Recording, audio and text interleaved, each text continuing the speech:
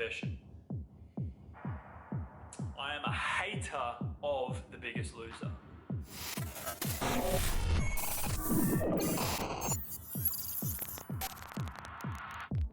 What's going on, legend? Angus Beef here. Huge welcome to this week's video, and I'm excited for the topic of this week's one because here is where I get to complain and dish some hate on the popular TV show called The Biggest Loser. Now, if you're not aware, fam, Biggest Loser is something that has been around as a show for quite a long time. In America, I believe, is where it originated, or it might have been in Australia, and then America caught onto it, and then vice versa. But either way, it's a show where contestants who are incredibly overweight basically jump into an environment where they're getting coaching and training from some professionals for a period of time. I don't know how long the period of time is. I'm gonna guess it's probably about 8 to 12 weeks, maybe 20 weeks or so. I'm not sure exactly. But basically, from my own research and watching episodes of the show, what's happening is that they are basically put into an environment where they are around other people that are overweight, but they are basically like they've got all their meals made for them. They're doing multiple training sessions every single day, and basically they're just babysat and governed 24/7 every day for that period of time. Now, with these contestants, pretty much all of them lose shitloads of weight, and they lose weight very, very quickly and lots of it. Now, from a, like us point of view in terms of watching these episodes, we're thinking, fuck yeah, look at this person, they're losing heaps of weight, that's sick. But then what happens is that for a lot of us that are trying to lose weight ourselves, we compare ourselves to these contestants and the shitload of weight that they're losing. So they're losing like 5-10 kgs some weeks, and here's us over here losing 500 grams a week, if that, and we think, oh fuck, well, I must be doing something wrong, I better eat less and try to move a shitload more or whatever to try and copy them. And the thing here, fam, is that, like, yes, these contestants lose a lot of weight, right? But what happens is that once the show's finished and they are going back to their normal life in terms of just, well, into their own environment and back around their family and friends and whatever, right? Of course, what happens 9 times out of 10 is the person isn't taught any sort of maintenance strategies to be able to, well, revert back to, I guess, normality, and basically taught how to achieve homeostasis and get everything happening effectively. So what they're met with then is the unfortunate scenario of, like, basically what happens, right, is that every single contestant will quite quickly regain all the weight they lost and then some. I just slipped back into my old habits really quick within the next year or two, and within about 4 or 5 years, I'd put back on all the weight. I believe that there's probably like an 80 to 90% scenario of the contestants that lost weight through the endeavors of the show have put back the bulk of what they lost. Now, don't get me wrong, you've got a few of them that ended up getting sponsored by Subway and whatnot and went on to do pretty well, so that's awesome, kudos to them. But the vast majority were not taught how to transition into maintenance, let alone how to be able to continue making progress healthy. So the moral of the story here is that if you do anything too extreme, okay, and Biggest Loser is an example of too extreme because no one's going to be able to keep up doing multiple training sessions a day. Okay, what the have I done? Aren't you, Shay?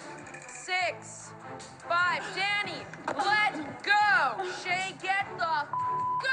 And eating sub 1200 calories for an extended period of time, and obviously if you are trying to do that, why the fuck are you doing that? Because that's dumb. Like, it's just like, if you try to push doing something too extreme for too long, your body will push back, right, against you accordingly to protect it from perceived destruction.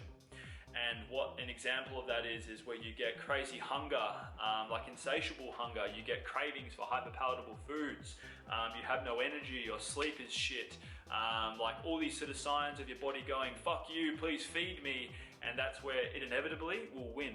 Seriously, inevitably it will win, because you've pushed against it so hard, it will push back and in quotes, rebel against you, okay?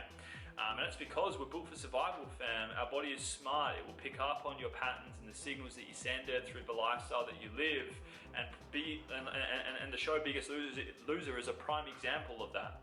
So what this teaches us is that Like if you're gonna do an aggressive cut, do it for a short period of time. So maybe like, I don't know, like a month, and then have 2 to 4 weeks eating at maintenance and then back into it again. You could approach it that way, or approach a similar method to what's called the Mandator approach, which is where you have 2 weeks in a deficit, 1 week maintenance, 2 weeks in a deficit, 1 week maintenance. But if you're someone that's general population, I highly advise around going below a 40% deficit, because you will be met with all this adaptation quite quickly. And then once adaptation has occurred, well, you've run out of real estate. Your only option is to go lower or to try and exercise more. But even with that, that gets old quite quickly as well.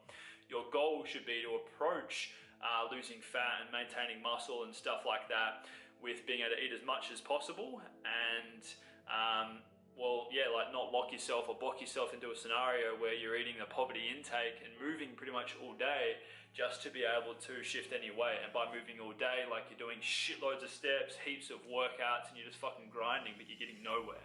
So it's like you want to be conscious of how you approach your goals, begin with that end in mind. Please, please, please, please, please do not compare your results to shows like Biggest Loser and stuff like that. Because yeah, vast majority of these clowns that are in there, I shouldn't say clowns, like good on them for trying and seeking help and doing that sort of show, but it's like, you know what I mean? Like the repercussions of it are crazy. And when someone's lost that huge amount of weight and regained it all, there's so much crazy shifts that have happened internally in terms of fat cell physiology and adaptation and metabolic memory and whatever, that's going to make it so hard for that person to lose weight in the future. So be patient in terms of your process around fat loss, be diligent in the things that matter, prioritize your health first, and the weight will sort itself out. Remember that there is no end game to this. It's like this is stuff you're going to be doing forever. And of course, if you know the right things, it's possible to be approaching your goals in phases, like periods of time eating in a deficit, periods of time eating, or ideally long periods of time eating at maintenance, periods of time muscle building, and then just enjoying every stage of the journey. It should absolutely not be a grind. It should not be a scenario where you go through consistent stop and start cycles. And please, please, please, if you're finding that you're experiencing the whole stop and start stop and start cycle scenario, please seek help. Find someone who can teach you to get out of it so that you can enjoy what it's like to be able to have more sustainable progress and have the journey not feeling like a grind, because everyone deserves to know how to do that.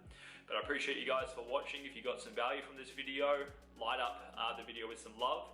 If you have some questions around this, please light up the comment section. Let's keep the conversation going. I'd love to see what you think. Otherwise, big love. Thank you for watching. Follow me on my social media links below if you're not yet, or if you are seeing this on social media, share it so that more people can see it. And catch you in next week's video of Anti-Diet TV, fam. Peace out.